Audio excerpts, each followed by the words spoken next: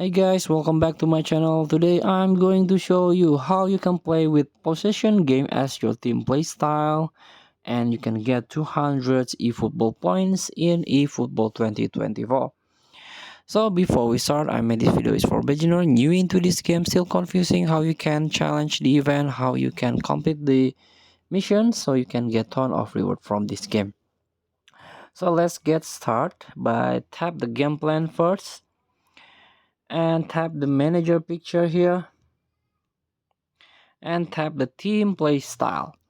Change into possessions game, tap done, and let's get back. Just play the dream team and tap the events or anything here.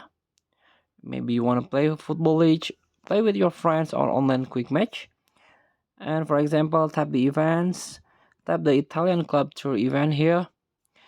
So tap to the match. Make sure you play and win the match, and you have to play 3 times here to get the 200 eFootball points.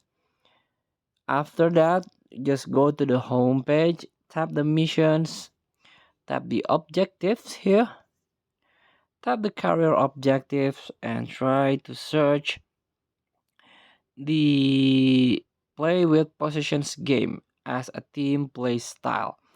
So after your win or play 3 match, you can get 200 eFootball points.